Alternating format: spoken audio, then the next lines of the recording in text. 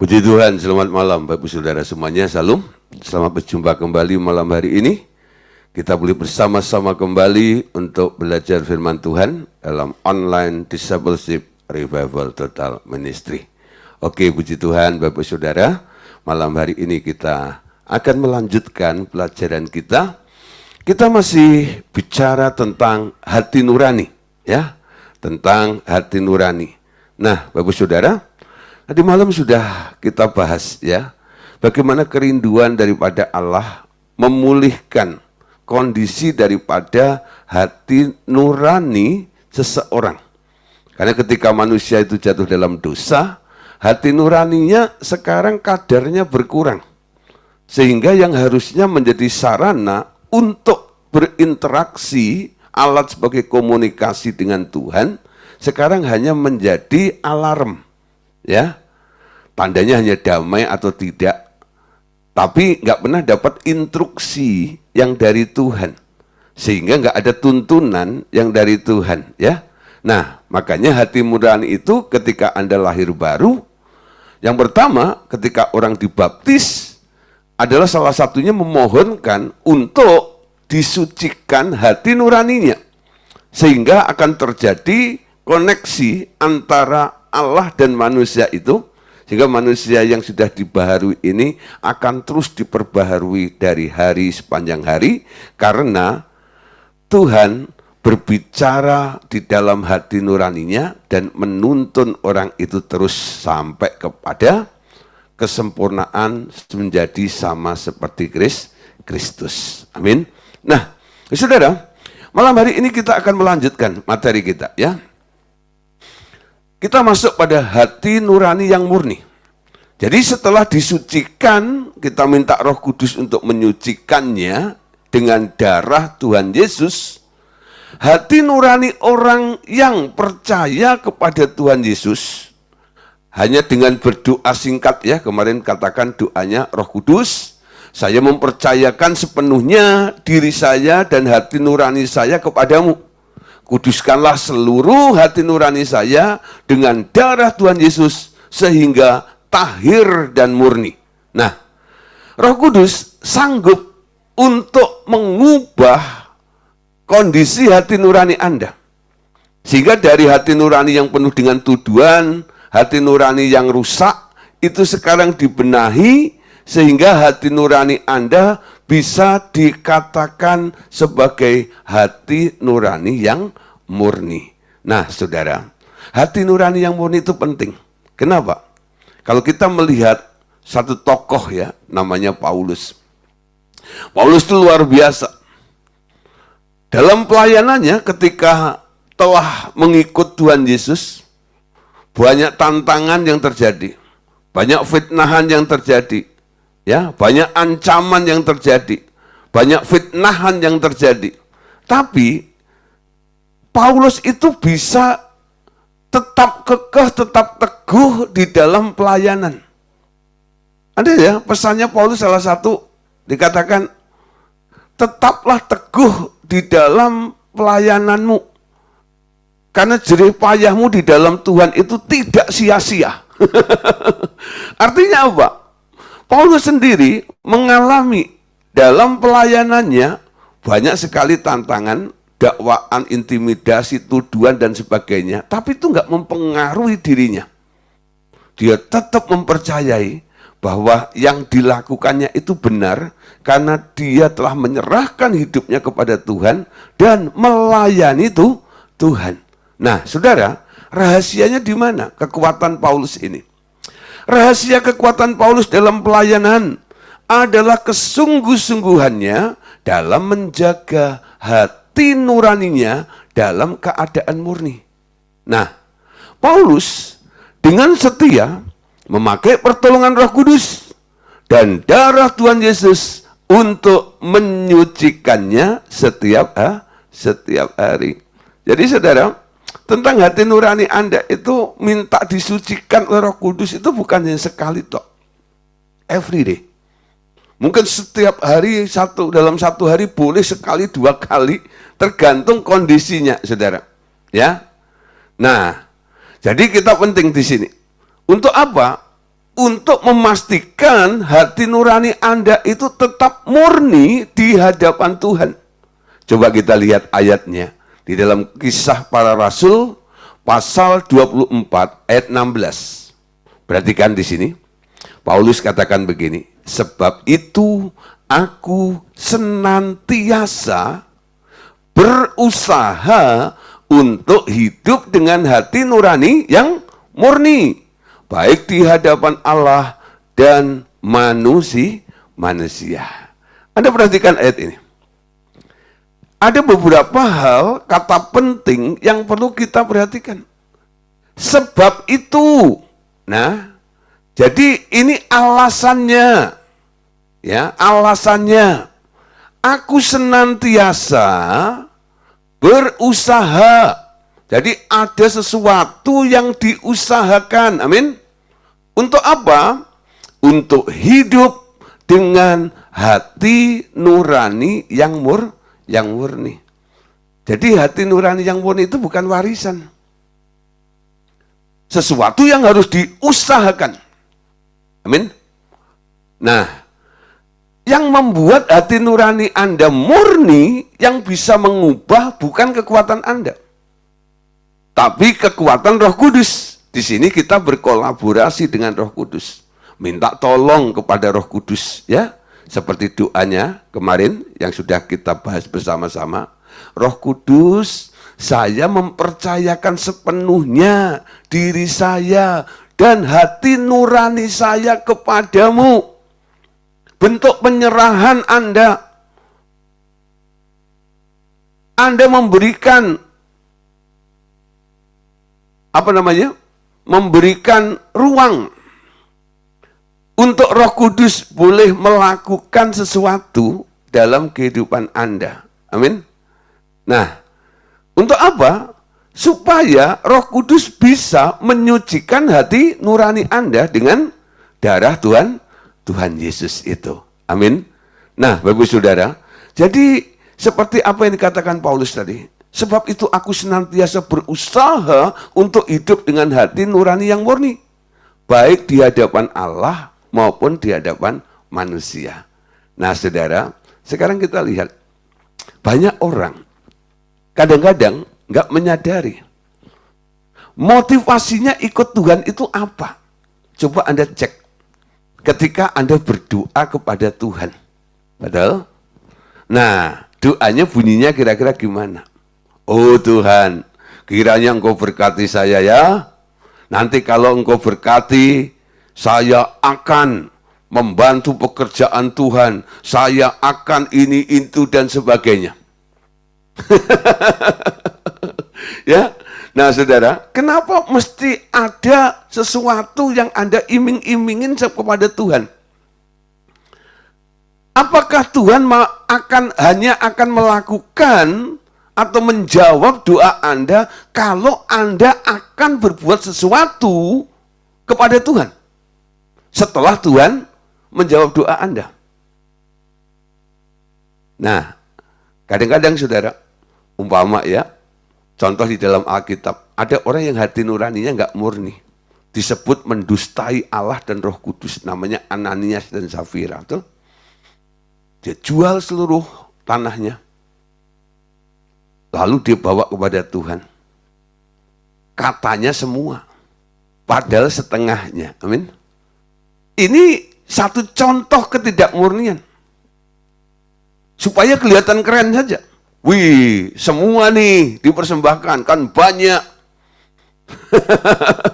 Tapi hanya setengah. Sama Tuhan dikoreksi. Kenapa engkau mendustai Roh Kudus? Kenapa hati nuranimu seperti itu? Betul? Ketulusan dalam melayani pun juga seperti itu. Saudara, pelayanan itu bukan untuk cari untung. Pelayanan itu bukan cari popularitas. Pelayanan itu adalah bentuk pengabdian. Kenapa kita mengabdi kepada Tuhan? Karena kita sudah diselamatkan dan hidup kita persembahkan kepada Tuhan. Saya tidak menghakimi, ya, tapi faktanya banyak sekali orang-orang yang kelihatannya berkecimpung dalam kegiatan-kegiatan dalam tanda kutip kerohanian. Tapi motivasinya apa? Memang kelihatannya memuliakan Tuhan. Tapi saudara, ada satu agenda pribadi ya, yang terselip ada di situ. Itu yang membuat hati nurani orang itu tidak murni. Ketika dia untung, ketika dia diberkati pelayanannya, wow, dia semangat luar biasa. Ketika Tuhan izinkan ujian terjadi atas hidupnya, pelayanannya mulai kendor. Buat apa melayani Tuhan? Jadi orang kalau sudah ngomong, buat apa melayani Tuhan? Ada nada kekecewaan sedikit di dalam hatinya. Coba cek, kenapa dia kecewa? Pasti ada motivasi, betul ya? Nah, itu yang membuat hati nurani seseorang nggak murni. Melayani Tuhan itu ya harus membuang semua jenis motivasi. Untuk apa Anda melayani Tuhan? Mau cari duit? Saya selalu katakan kepada orang-orang yang saya bina yang mulai masuk dalam ministry. Kalau engkau melayani Tuhan hanya cari duit, berhenti melayani, mending kamu kerja. Jauh lebih baik. Pelayanan bukan untuk mencari duit atau mencari keuntungan. Tapi pelayanan itu adalah bentuk pengabdian. Betul? Anda mengabdi kepada Tuhan. Dan kalau Anda diizinkan untuk terlibat dalam pelayanan, itu sebuah panggilan istimewa, anugerah. Karena enggak semua orang diizinkan untuk ikut dalam melayani Tuhan. Amin. Nah, sekarang Anda lihat, motivasinya harus dibereskan. Kenapa motivasi seseorang itu berubah? Karena kena virus namanya khawatir. Amin. Jadi ketika Anda mulai melayani, kekhawatiran itu harus dibuang. Anda harus percaya yang Anda layani itu adalah Allah yang setia, Allah yang murah hati. Betul? Dia nggak akan meninggalkan Anda. Dia melihat apa yang Anda butuhkan. Dia akan mengcover, mencukupi semuanya. Nah sekarang tugas kita apa? Menjaga kemurnian hati nurani. Tadi katakan sebab itu aku senantiasa berusaha untuk hidup dengan hati nurani yang murni, baik di hadapan Allah maupun di hadapan manusia. Amin. Yuk ya, mulai belajar. Belajar apa? Menjaga hati nurani kita tetap murni. Nah, Paulus mengingatkan kepada muridnya, namanya Timotius. Dia katakan begini, ketika mendelegasikan sebuah tugas kepada Timotius, dia berkata, tugas ini kuberikan kepadamu.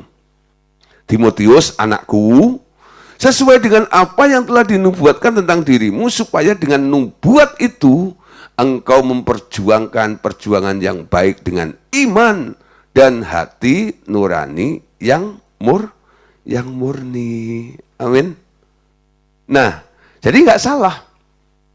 Kalau seorang leaders atau seorang mentor, lalu membawai beberapa orang, lalu orang itu mulai terlibat dalam pelayanan, lalu memesankan hal, jaga hatimu.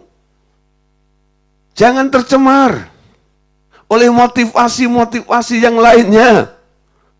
Ya, tetap fokus kepada Tuhan. Jadi Paulus mengingatkan Timotius ini, jaga hatimu, betul ya? Dengan iman dan hati nurani yang murni, artinya Anda punya keyakinan bahwa Allah yang Anda layani, Dia Allah yang hidup, yang akan memelihara Anda. Dan jaga hati nurani Anda. Nah, dalam memilih para diaken atau pengurus-pengurus penata layanan dalam pelayanan, Timotius pun juga selektif, saudara. Tidak memilih sembarang orang. Perhatikan, dalam 1 Timotius 3, 8-9. Demikian juga diaken-diaken haruslah orang terhormat. Jangan bercabang lidah, jangan penggemar anggur, jangan orang yang serakah, melainkan orang yang memelihara rahasia iman dan hati nurani yang suci. Amin. Dan hati nurani yang suci. Jadi kalau memilih tim segala macam itu, jangan lihat, wah itu orang kaya tuh, wah itu orang pinter nih. Coba Anda lihat dulu, ini orang punya hati mengasihi Tuhan atau enggak? Hatinya murni enggak?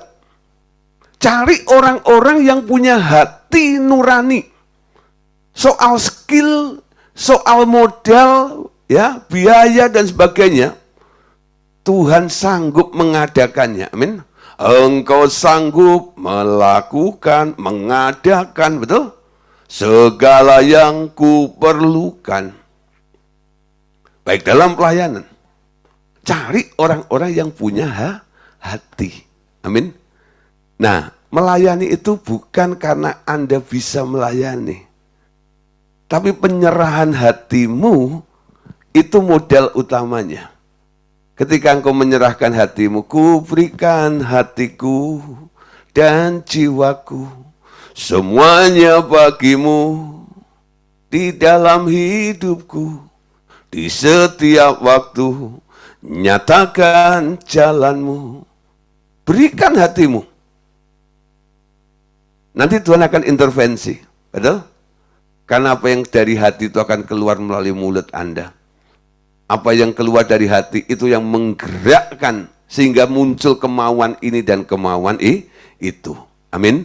Nah, saudara, Pak Timotius yang pernah dinasihati oleh Paulus, dia menuliskan di dalam 2 Timotius 1 ayat 3. Aku mengucap syukur kepada Allah yang kulayani dengan hati nurani yang murni, seperti yang dilakukan oleh nenek moyangku. Dan aku selalu mengingat engkau dalam permohonanku, baik siang maupun malam. Amin. Timotius itu punya nenek, namanya Lois. Ya, yang punya hati nurani yang murni. Bukan berarti hati nurani itu warisan, enggak. Timotius itu bisa memiliki hati nurani yang murni karena mendengar nasihat seniornya, yaitu Paulus. Dalam melayani, jaga hatimu ya. Nah, supaya seperti yang dilakukan oleh nenekmu, Oma Lois itu loh. Supaya seperti Oma Lois itu loh. Nah, saudara, Oma Lois ya. Nah, seperti yang dilakukan oleh Oma Lois itu. Timotius lakukan sehingga dalam pelayanannya betul-betul murni seperti itu. Nah, saudara, jadi untuk menjaga motivasi dalam melayani kita tetap lurus di hadapan Tuhan, jaga hati nurani kita ini. Amin.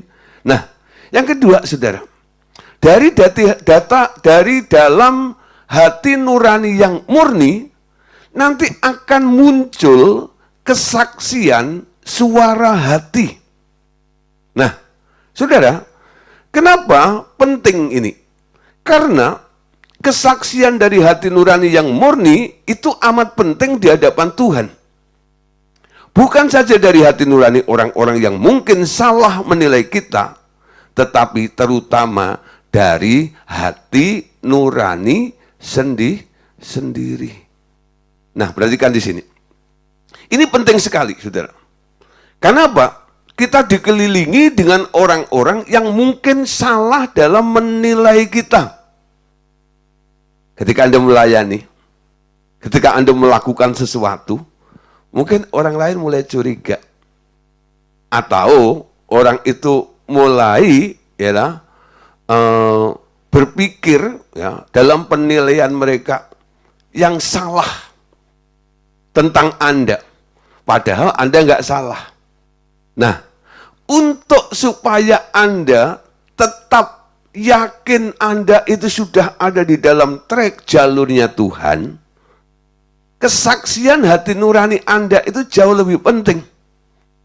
Walaupun 1000 orang di sekitar Anda ngomong Anda salah, tapi kalau hati nurani Anda bilang benar, Anda tetap percaya hati nurani Anda daripada kata orang banyak. Amin. Saudara, di dunia ini Anda tahu ya, kalau melakukan sesuatu ya, yang sering dilakukan apa? Untuk memilih seseorang umpama kadang-kadang ya, atau untuk menentukan satu atau merumuskan sesuatu, lalu mungkin ada beberapa option. Lalu dipakai cara voting, betul? Yuk, siapa yang paling banyak ini nanti? Nah, yang paling banyak yang paling banyak diterima, diusulkan, itu yang dianggap benar. Saudara, tapi saudara, suara orang banyak belum tentu itu sebuah kebenaran. Amin. Jadi ini melampaui, kesaksian hati nurani Anda itu melampaui daripada voting. Akumulasi dari kata orang, walaupun 99 ya mengatakan salah dan hanya Anda seorang diri yang mengatakan benar dan didukung oleh kesaksian hati nurani Anda harus tetap yakin aku benar dan aku mau buktikan nanti bahwa ini benar. Amin. Nah, pernahkah Anda mengalami seperti itu? Anda disalahkan oleh semua orang. Karena mereka punya cara pandang sendiri. Mereka punya metode sendiri. Mereka punya rumus sendiri. Mereka punya cara sendiri. Sehingga cara Anda, yang Anda dengar dari Tuhan, yang Anda lakukan, tidak lazim bagi mereka. Sehingga mereka bilang Anda salah. Nah, hati-hati. Belum tentu, ya. Nah, saudara, kalau hati nuranimu memberi kesaksian, tapi kalau itu hanya pendapatmu sendiri, itu ya, pendapat orang lalu karena Anda compare dengan pendapatmu sendiri, lah itu beda. Tanpa ada kesaksian dari hati nurani Anda. Nah, saudara, bagaimana ini bisa terjadi? Suara hati nurani hanya dapat terdapat di dalam seseorang yang hidup sepenuhnya dipimpin Roh Kudus. Atau dengan kata lain, yang hidup bukan dia lagi, tetapi Tuhan Yesus yang hidup di dalamnya. Pastikan hidupmu dipimpin oleh Roh Kudus. Setiap hari Anda chatting, Anda dengar Tuhan ngomong. Kalau Anda nggak dengar Tuhan ngomong, nggak ada kesaksian di dalam hati nurani Anda, nah, jadi argumen, ya, pendapatmu sama pendapat orang lain. Itu tidak bisa dijadikan ukurannya. 2 Korintus 1 ayat yang ke-12. Perhatikan, saudara. Inilah yang kami megahkan. Wow, megahkan ya. Yaitu bahwa suara hati kami memberi kesaksian kepada kami bahwa hidup kami di dunia ini, khususnya dalam hubungan kami dengan kamu, dikuasai oleh ketulusan dan kemurnian dari Allah, bukan oleh hikmat duniawi, tetapi oleh kekuatan anugerah Allah. Boleh dibanggakan, boleh dimegahkan. Tentang apa? Suara hati yang memberi kesaksian ini. Amin. Nah, tentang ketulusan, kemurnian dalam mengikut Tuhan. 2 Korintus pasal 4 ayat 2. Tetapi kami menolak segala perbuatan tersembunyi yang memalukan. Kami tidak berlaku licik dan tidak memalsukan firman Allah. Sebaliknya, kami menyatakan kebenaran dan dengan demikian kami menyerahkan diri kami untuk dinilai menurut hati nurani semua orang di hadapan Allah. Nah, saudara, sekarang kita lihat ya. Ada orang-orang yang licik. Ada orang berkhotbah, kelihatannya menyampaikan firman. Pakai ayat. Ayatnya dari Alkitab. Tapi bisa juga kan, ayat Alkitab itu hanya menjadi alat untuk meloloskan apa yang dia inginkan. Sehingga firman itu dipelintir, istilah saya, menurut tujuan saya. Ada ya? Jadi ada orang nih, umpama ya, dia mau ngomong A, begitu ya. Dia cari dukungannya. Dia cari ayat-ayat supaya apa yang diinginkan yaitu kelihatannya rohani. Bisa seperti itu. Ya, ingat saudara, mimbar itu kudus, loh. Jadi ketika menyampaikan firman Tuhan, pastikan tujuannya cuma satu, untuk kemuliaan Tuhan. Amin.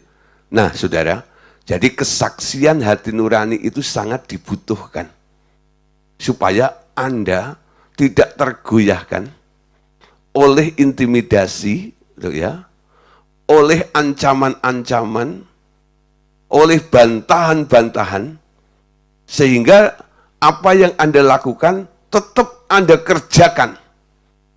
Karena Anda yakin ini adalah kehendak Tuhan. Amin. Oke, saudara. Berikutnya, ya, hati nurani ya itu harus sinkron dengan iman Anda juga. Kenapa? Karena dari hati nurani yang bersih akan menyebabkan iman yang terus-menerus bertumbuh. Namun, yang menyembunyikan suara hatinya yang menuduh terus-menerus akan mengalami kemunduran dalam bersekutu dengan Tuhan dan imannya mengalami kemerosotan karena tuduhan-tuduhan suara hati tak dapat dipadamkan dengan dalih apapun atau ditutup-tutupi dengan berbagai aktivitas rohani yang lain. Ya. Jadi hati nurani yang bersih menyebabkan iman Anda terus bertumbuh. Saudara, iman itu muncul dari pendengaran firman Tuhan.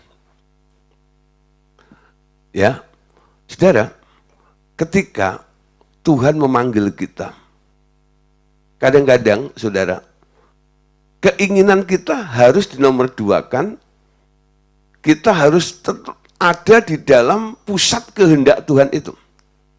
Ingat ya kesaksian saya, dulu saya mencoba untuk jadi gembala, udah menggembalakan, tapi akhirnya ya karena saya sering keliling gitu ya, khotbah di tempat-tempat orang lain, gereja teman-teman begitu, satu kali ada jemaat kami yang meninggal, lah karena dulu belum ada handphone ya, dulu Starco aja saya nggak punya, jadi nggak bisa dihubungin. Setelah pulang, apa yang terjadi? Dikabarin, Om, Bapak ini meninggal. Terus, ya karena Bapak nggak ada, makanya saya minta tolong pendeta sebelah. Itu walaupun teman saya juga, dari gereja lain gitu. Akhirnya dikuburkan oleh teman saya dari gereja lain itu. Saya datang, saya minta maaf, juga dimaafkan sih. Tapi saudara, setiap saya khotbah, ada sesuatu yang nggak enak di dalam hati saya. Betul, nggak enak sama sekali. Kenapa ya? Perasaan nggak enak itu terus muncul dalam diri saya. Usah ambil waktu untuk datang ke Ungaran. Dulu Bukit Doa itu baru satu ya di Ungaran tuh, Bukit Doa Getsemani. Saya doa di sana. Saya puasa 3 hari. Belum ada jawaban di bulan itu. Bulan berikutnya, saya datang lagi, puasa 3 hari lagi. Belum ada jawaban. Sampai akhirnya yang ketiga kali, saudara. Di situ Tuhan menjawab. Saya tinggalkan pelayanan, serahkan pada senior saya pergi ke Jakarta. Dan masuk dalam panggilan Allah. Tuhan giring saya ke sini. Wah saudara, banyak omongan ini dan itu dan sebagainya. Apalagi ketika saya gabung dengan Revival Total Ministry, wah banyak teman-teman mulai meninggalkan saya dan sebagainya. Tapi saya tetap kekeh. Jadi teguhkan juga oleh senior saya. Terus jaga hati, jangan goyah. Nah, panggilan saya sampai di sini. Saya melihat, saudara, jadi kadang-kadang, saudara, hati nurani itu menyebabkan iman Anda bertumbuh atau enggak. Di sini ini, di RTM, di Revival Total Ministry ini, saya bertumbuh secara luar biasa. Dan itu membuat terkejut teman-teman saya. Kalau saya pergi ke daerah-daerah pelayanan gitu, waktu saya khotbah, ya, waktu saya melayani, mereka bilang, kok kamu bisa berpikir seperti itu ya? Kok saya nggak pernah kepikiran seperti itu ya? Dan sebagainya. Kamu belajar di mana? Ngalami pertumbuhan yang luar biasa. Pastikan, saudara, ya, jangan sampai imanmu mandek. Kenapa orang imannya mandek? Karena dianya bergumul karena dakwaan-dakwaan. Bener enggak ya? Betul atau enggak ya? Nah, jadi hidupnya hanya dalam pergumulan seperti itu. Kalau Anda yakin, Anda akan kerjakan pelayanan itu dan pelayanan itu terus berjalan dan membuat Anda mengalami Tuhan dalam hidup Anda, imanmu semakin bertumbuh di sini. Amin. Dan Tuhan percaya, saya melihat bagaimana Tuhan membawa saya dari pengalaman-pengalaman yang nggak pernah saya pikirkan. Itu yang terjadi. Dan membuat saya semakin luar biasa. Salah satu contoh ya, Tuhan itu mengangkat iman saya. Saya itu berpikir, saya itu orang nggak bisa apa-apa. Saya berpikir saya ini orang dari kampung, gitu lah, nggak dihargai dan sebagainya. Akhirnya, saudara, karena apa? Ketika saya masuk Jakarta, walaupun saya itu sudah pendeta, sama orang-orang yang baru lulus sekolah Alkitab itu tuh dipandang sebelah mata. Dan saya rasanya, aduh kok begitu ya. Jadi itu membuat saya hampir ambles gitu. Tapi saudara, satu kali Tuhan izinkan saya, ada seorang direktur diundang khotbah, dia nggak bisa, dia minta saya gantiin.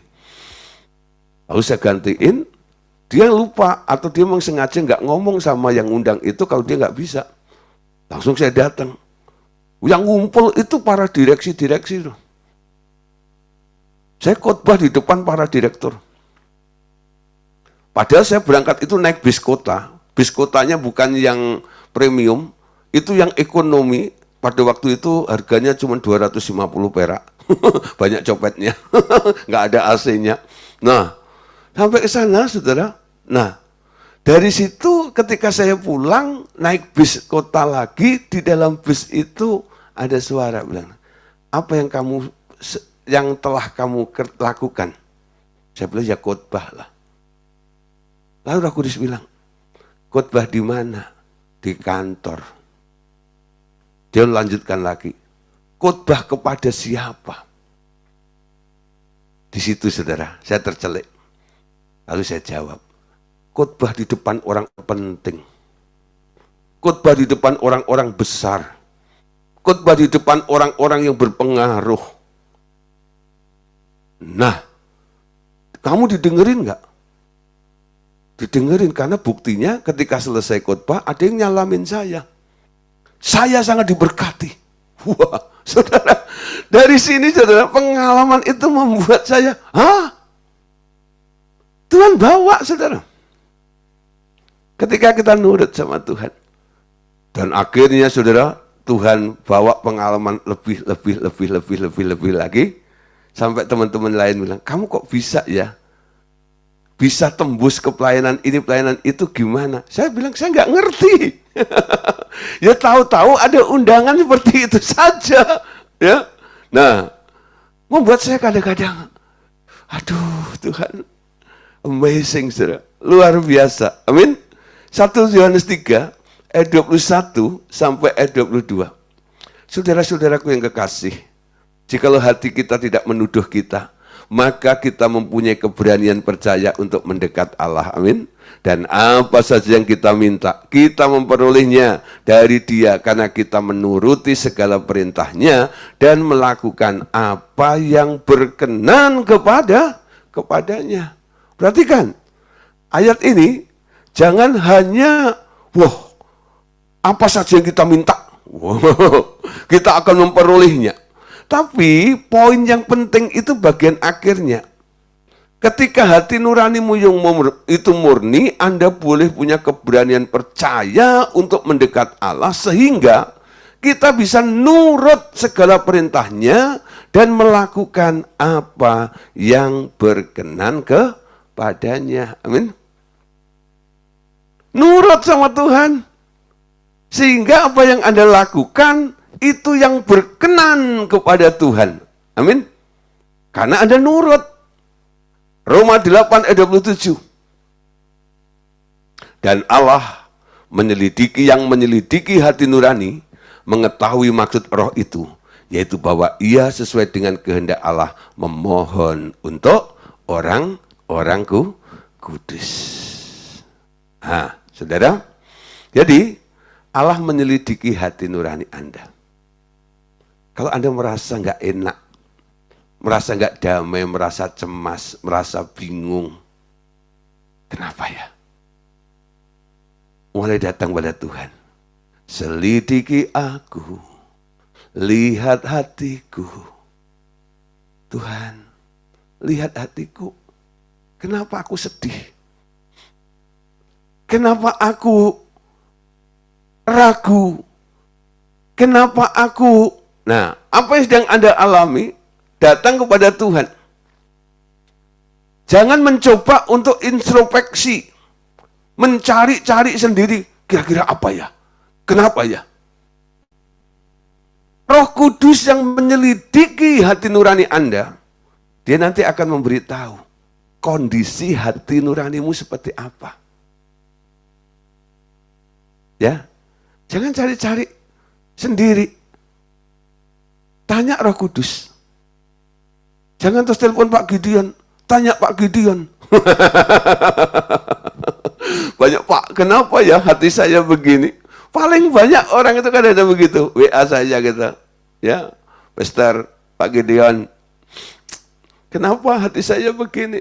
Saya bilang, enggak tahu. Enggak tahu. Ah, jangan gitu, Pak. Betul, saya enggak tahu. Saya bilang gitu. Kenapa Pak Gideon enggak tahu? Karena bukan hati saya. Itu hatimu, betul?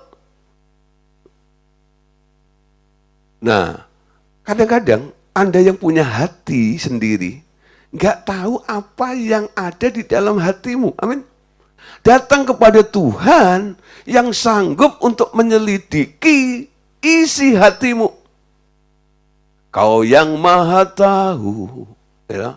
Kau menilai hidupku, tak ada yang tersembunyi bagimu. Amin. Gak ada yang tersembunyi di hadapan Tuhan. Tanya Tuhan.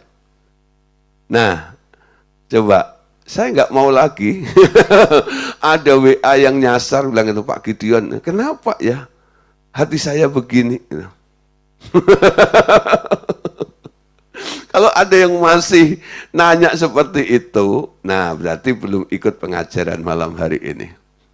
Amin. Langsung datang pada Tuhan. Tuhan, kenapa saya begini?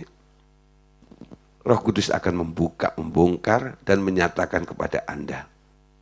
Ada sesuatu dalam hatimu. Amin. Nah, saudara. Jadi dengan iman. Betul ya? Sekarang berikutnya. Hati nurani, ya, yang murni, itu akan memunculkan pengetahuan. Artinya, hati nurani menuntun seseorang untuk berjalan nurut kehendak Tuhan sepenuhnya. Dan bila Anda menyimpang dari kebenaran, nanti hati nurani akan menuduh Anda. Amin. Hati nuranimu sekarang akan menuntun Anda berjalan nurut kehendak Tuhan. Jadi kalau Anda pengen tahu sebenarnya Anda sedang ada di dalam tracknya Tuhan, kehendak Tuhan atau tidak, bukan dikalkulasi dengan otak kita, dengan pikiran kita. Tapi cek dengan hati nurani Anda. Amin. Suara hati itu yang diikuti, bukan suara pikiran. Contoh ya, membedakan antara suara hati nurani dan suara pikiran Anda. Umpama Anda lagi jalan, ada duit segebok gitu ya, jatuh bruk di depan Anda. Orang naik motor, gitu, duitnya jatuh, bruk, tempatnya sepi, dia naik motor kenceng, langsung hilang. Tinggal Anda seorang diri di situ. Apa yang Anda pikirkan? Nggak ada orang tahu kan? Ambil. Ada ya? Pasti muncul pikiran seperti itu. Walaupun ada bantah-bantah nih, tapi tetap ada muncul pikiran itu. Tapi saudara, ada suara di sini. Mungkin ambil, tapi cari orang itu atau tunggu orang itu di situ. Bukan ambil lalu kabur ngumpet. Bukan, betul ya? Pasti ada dua suara. Mana yang Anda ikutin? Ambil langsung kabur, atau Anda ambil lalu Anda nunggu orangnya balik lagi. Karena dia merasa duitnya hilang. Lalu Anda berikan lagi kepada dia. Mana yang Anda ikutin? Ini contoh ya dalam kehidupan kita sehari-hari. Coba saudara Anda belajar dulu dari perkara-perkara yang sifatnya harian seperti itu. Nanti Tuhan akan bawa Anda kepada pengalaman yang lebih lagi. Pengalaman-pengalaman rohani dalam kehidupan kita semuanya. Nah saudara, bila Anda menyimpang dari kebenaran biasanya, hati nurani Anda akan mulai menuduh Anda, jangan. Ya. Mulai menuduh, gak baik, gak benar, betul? Itu salah. Ya. Nah, tapi seseorang itu baru bisa dituntun oleh hati nuraninya kalau dia sudah tahu tentang sebuah kebenaran. Kalau kebenarannya belum pernah dia dengar, hati nuraninya nggak akan bunyi di area itu. Ya. Nah, perhatikan ini. Namun hati nurani hanya menuntun Anda sesuai dengan pengetahuan akan kebenaran yang Anda pernah terima. Amin. Alkitab bilang, kamu akan mengetahui kebenaran dan kebenaran itu akan memerdekakan kamu. Dengar khotbah perlu? Penting? Penting. Baca firman penting? Penting. Kenapa? Supaya Anda tahu kebenaran. Pengetahuan tentang kebenaran itu pernah Anda baca, pernah Anda dengar. Dan nanti Roh Kudus akan memunculkan dalam kondisi tertentu, ayat-ayat tertentu, kebenaran-kebenaran tertentu menjadi dasar dari apa yang dinyatakan oleh Allah kepada Anda. Amin. Nah, saudara, jadi selama pengetahuan kebenaran tentang sesuatu hal belum pernah diberitakan, hati Anda di sini nggak akan menuduh Anda dan ada rasa damai sejahtera. Walaupun sebenarnya sesuatu itu sebenarnya salah di hadapan Tuhan. Damai sejahtera itu membuat hubungan dengan Tuhan tidak terganggu. Amin. Jadi kalau orang belum tahu aturannya, dia nggak merasa salah, bukan? Damai-damai saja sih. Ya, nah kadang-kadang ada orang nih saudara lucu juga ya. Dia sudah tahu ini kebenaran, tapi dia mau mencari pembenaran dari apa yang dilakukan salah. Dia mencoba mencari orang-orang yang sepaham dengan dia, paling nggak toleransi dengan kesalahan itu. Ada orang jauh-jauh sudah datang dari Palembang. Saya kenal ketika kami bikin KPP di Palembang, lalu ya orang itu pas pergi ke Jakarta, ya kulakan barang di Mangga 2, dia ingat nomor telepon saya, dia telepon saya, Pak Gideon, ingat saya enggak? Saya dari Palembang, Pak ini, oh kenapa Pak? Kebetulan saya sedang di Jakarta, bisa ketemu enggak? Wah, ya sudah, kita ambil jalan tengah ya. Waktu itu saya masih tinggal di Meruya. Kita ketemu di Citraland saja. Akhirnya ketemulah kita di Citraland. Kita di lobi Citraland, kita pesan kopi di situ, lalu ngobrol-ngobrol. Nah, terus dia bilang gini, Pak, saya itu saya butuh konfirmasi.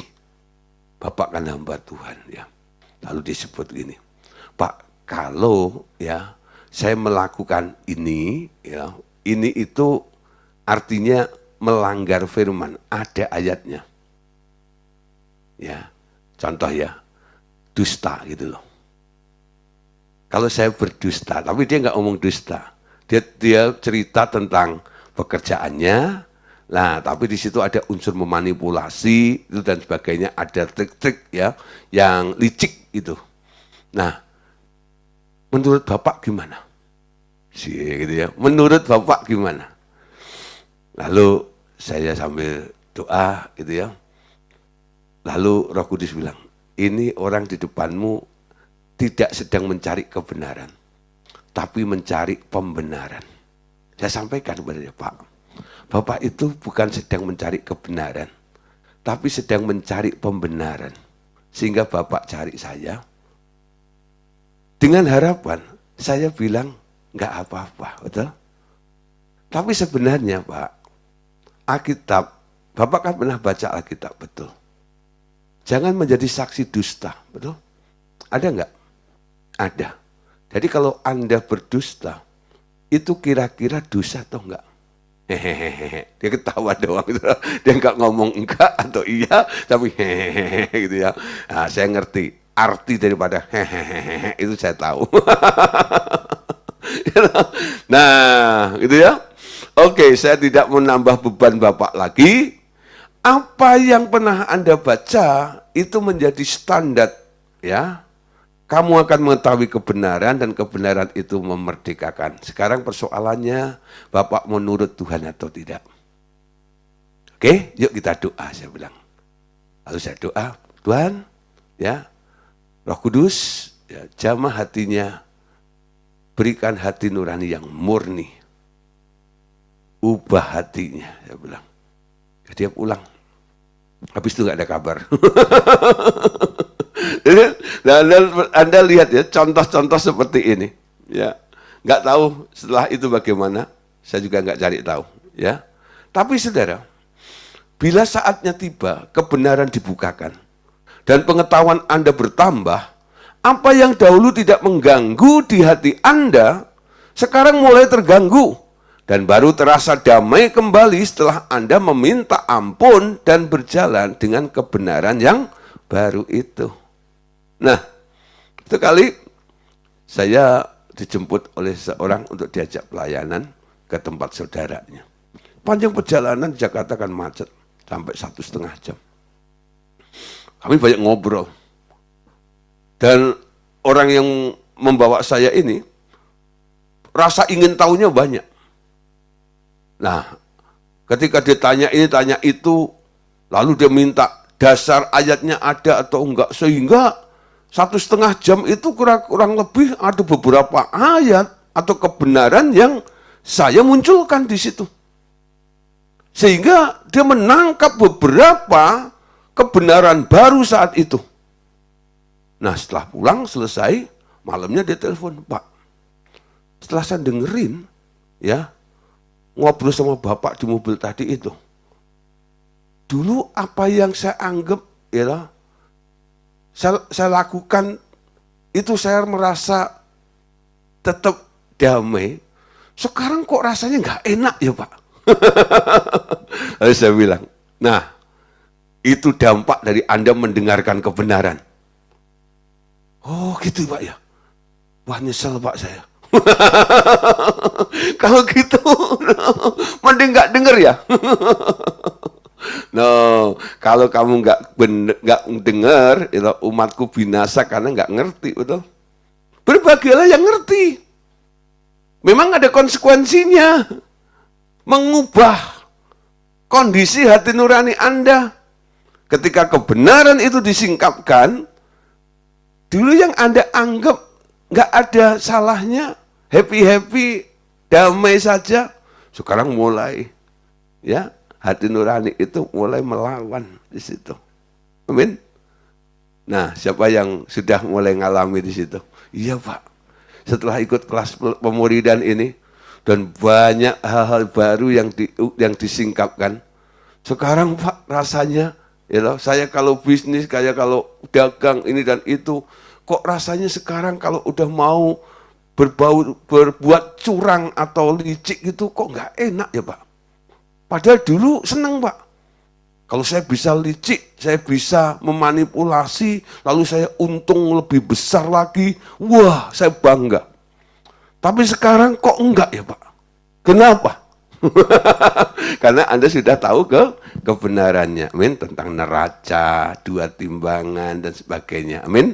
Nah, kejujuran dan lain sebagainya. Saudara, dalam hubungan dengan orang lain, kita tak boleh menghakimi orang karena kita memiliki pengetahuan lebih dari orang itu. Nah, di sini dibutuhkan ya. Terimalah tiap orang dan sesuaikan dirimu dengan keadaan hati nurani orang lain. Sedapat mungkin tanpa menyalahkannya sebelum kebenaran itu diberitakan kepada mereka. Amin. Nah, ada beberapa orang yang mungkin Anda anggap salah dalam hidupnya. Kenapa dia salah? Mengambil keputusan, ya. Kenapa dia salah melakukan ini dan itu kelihatannya melanggar banyak kebenaran? Karena mereka belum tahu, betul? Ketika dia belum tahu, dia melakukannya, Anda nggak boleh menghakimi. Kamu kok gitu ya? Dia melakukannya karena dia nggak tahu itu salah. Amin. Nah, tugas Anda apa? Memberitahukan kebenarannya. Betul? Ketika kebenaran itu sudah diketahui oleh orang itu tetap melakukannya, nah Anda boleh tegur. Jadi saudara, jangan langsung memandang orang itu, orang kok gitu ya. Orang kok jahat begitu. Kenapa dia jahat? Karena dia belum tahu satu titik kebenaran tentang apa yang dilakukan itu. Dan apa yang harus dilakukan orang itu. Kasih tahu kebenarannya. Beritakan firman dulu. Ya. Nah, saudara, kadang-kadang kita pelayanan di penjara, ya, kadang-kadang pelayanan di orang-orang jalanan dan sebagainya. Itu orang-orang yang masih liar. Dia belum tahu tatanan, dia belum tahu hukum, ya, tentang kebenaran firman, sehingga dia menjadi orang jahat. Kita jangan melihat mereka langsung dengan menghakimi mereka, dasar orang jahat. Tugas kita yang pertama Pak, menyampaikan kebenarannya. Nah, setelah kebenaran Anda sampaikan, sekarang kalian tahu kebenaran kan? Setelah Anda tahu kebenaran, jangan melakukannya. Nanti coba, kalau kamu melakukan, sekarang sudah tahu kebenarannya bahwa itu tidak boleh dilakukan, hati nuranimu akan menuduh. Kenapa kamu berbuat seperti itu? Amin. Nah, 1 Korintus 10 ayat 25. Ini contoh ya, kemarin sudah saya singgung sedikit tentang makanan, contoh.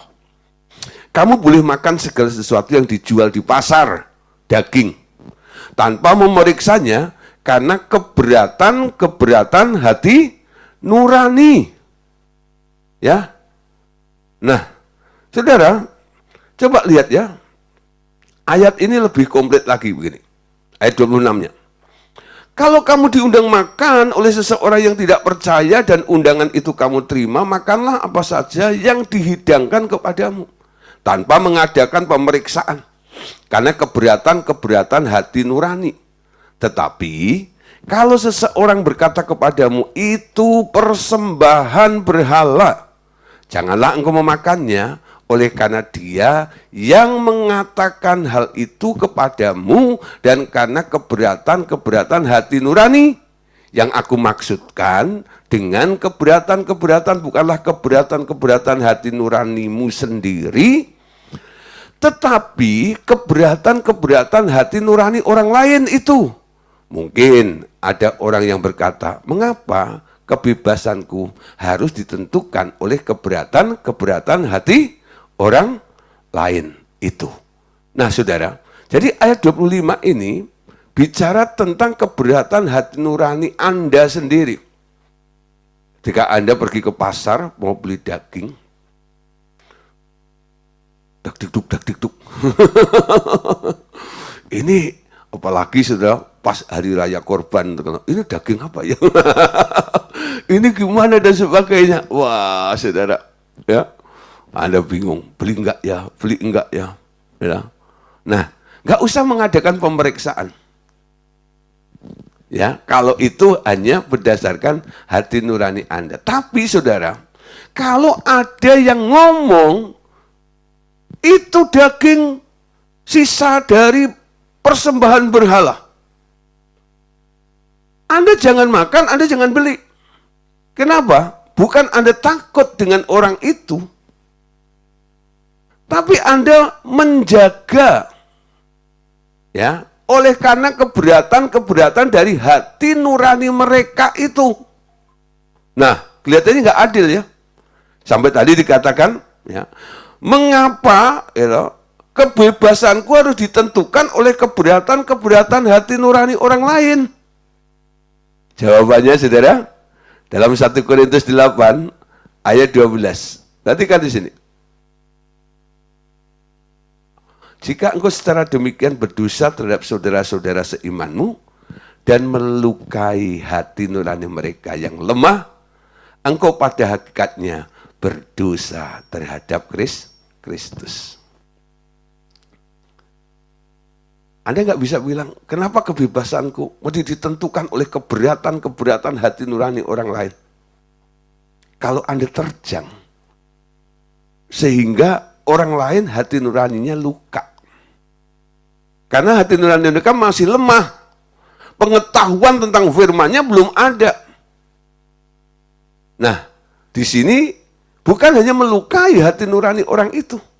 Tadi dikatakan, Anda juga dianggap, ya, berdosa terhadap Kristus. Amin. Nah, saudara, hati nurani yang murni itu penting. Karena itu menjadi tameng, menjadi benteng untuk menghadapi, ya, nah, menghadapi tuduhan orang. Amin. Menghadapi tuduhan orang. Siapa di sini yang pernah dituduh gitu ya? Nggak enak ya dituduh. Membela diri. Aduh gimana? Saudara, coba cek hati nuranimu. Kalau di dalam hati nuranimu ada yang bilang, kamu nggak salah. Kamu benar. Bertahan. Amin. Jangan akui tuduhan orang itu. Ya. Nah, di sini hati nurani itu sangat penting. Hati nurani yang murni itu amat penting bagi kesaksian hidup Anda terhadap orang luar. Karena sering terjadi salah paham atau fitnah, orang akan dapat diubah karena perilaku yang selalu baik akibat hati nurani yang murni. Perkataan orang tak akan dapat mengotori hati nurani Anda atau mencemari hati nurani Anda. Sebaliknya, hati nurani yang buruk tak dapat disamarkan atau kamuflase oleh perbuatan-perbuatan yang seolah-olah baik. Satu kali kelak kemunafikan Anda pasti akan terbongkar di sini. Amin. Yuk kita lihat saudara, Roma 8 ayat 33 sampai ayat yang ke-34. Nah, ayat ini bagus sekali. Siapakah yang akan menggugat orang-orang pilihan Allah? Allah yang membenarkan mereka. Siapa yang akan menghukum mereka? Kristus Yesus yang telah mati, bahkan lebih lagi yang telah bangkit, yang juga duduk di sebelah kanan Allah, yang malah menjadi pembela kita. Dia yang membenarkan. Dia yang membela kita. Di sini kita nggak perlu membela diri. Pembelaan Tuhan itu cukup bagi kita. Amin. Tapi syaratnya 1 Petrus 3:15-16.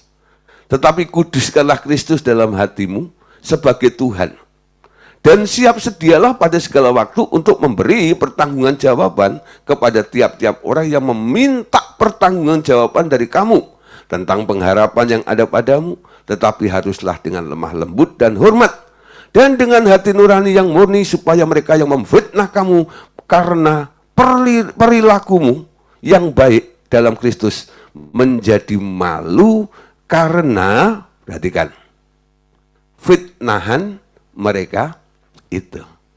Mereka akan menjadi malu sendiri, ya, karena mereka telah memfitnah Anda. Ya, telah memfitnah Anda. Bisa itu terjadi, ya. Nah, mereka akan menjadi malu, ya, karena apa? Telah memfitnah Anda. Nah, Bapak Saudara, perhatikan, kuduskanlah Kristus di dalam hatimu dengan lemah lembut, miliki hati nurani yang murni. Satu ayat lagi, saudara, ya, untuk menghadapi tuduhan. Yesaya 54 ayat 17. Setiap senjata yang ditempa terhadap engkau tidak akan berhasil dalam setiap orang yang melontarkan tuduhan melawan engkau. Dalam pengadilan akan engkau buktikan salah, akan engkau buktikan salah. Inilah yang menjadi bagian hamba-hamba Tuhan dan kebenaran yang mereka terima daripadaku, demikianlah firman Tuhan. Saya kenal satu orang, dia seorang pengusaha, cinta Tuhan, dan banyak mendukung pekerjaan Tuhan dan sebagainya. Walaupun banyak dimanfaatkan oleh hamba-hamba Tuhan, hingga pernah kecewa dan sebagainya. Ya, tapi satu kali saya khotbah di kantornya, terus saya cerita, dia panggil saya Gideon, Gideon. Kenapa? Wah, ada sesuatu yang luar biasa. Kenapa? Saya itu kan taat pajak. Kok saya dibilang, apa ya namanya, laporan pajak ganda gitu loh, ya. Jadi dikira kami itu curang dan sebagainya. Lalu kami dipanggil ke pengadilan. Nah, saya bawa bukti semuanya, saya sudah siapkan, ya, laporannya ini dan itu dan semuanya untuk menghadiri, ya, persidangan itu. Nah, dia berangkat dengan sekretarisnya. Saya kenal sekretarisnya juga, berangkat ke sana. Nah, nyampe di sana nunggu giliran karena ada beberapa orang yang disidang lebih dahulu, giliran dia. Ketika masuk ke situ, setelah duduk di sana, dia minta berkasnya sama sekretarisnya. Mana berkasnya? Sekretarisnya kaget. Pak, lupa bawa. Ada di kantor.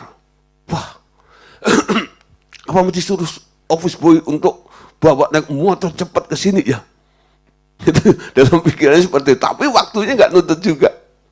Tapi saudara, saya pernah khotbahkan tentang ini di kantor itu. Lalu beliau itu ingat Yesaya 54 ayat 17. Dia buka Alkitabnya di handphone, dia baca ini. Setiap senjata yang ditempa terhadap engkau tidak akan berhasil, dan setiap orang yang melontarkan tuduhan melawan engkau dalam pengadilan akan engkau buktikan salah. Inilah yang menjadi bagian hamba-hamba Tuhan dan kebenaran mereka yang terima daripadaku, demikianlah firman Tuhan. Selesai baca itu ditanya, mana berkas-berkasnya? Lalu dia dengan jujur, Pak, sebenarnya sudah saya siapkan, tapi sekretaris saya lupa bawa. Wah, ini kan sebenarnya alasan yang konyol, betul? Tapi lucunya, saudara, itu ada dua hakim, nggak salah ya. Itu bilang begini, lo nggak bisa begitu, satunya. Tapi satu yang bilang begini, udah. Yang ini saya percaya deh, dia nggak jahat.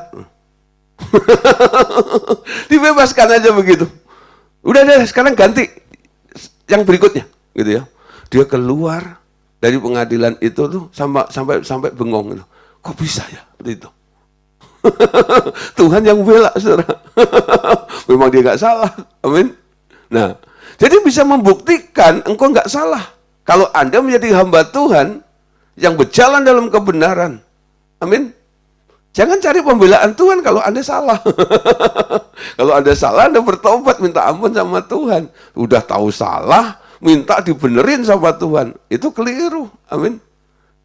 Kalau Anda berjalan nurut sama Tuhan, dan Anda masih dituduh didakwa yang enggak, Tuhan yang akan menjadi pembela Anda.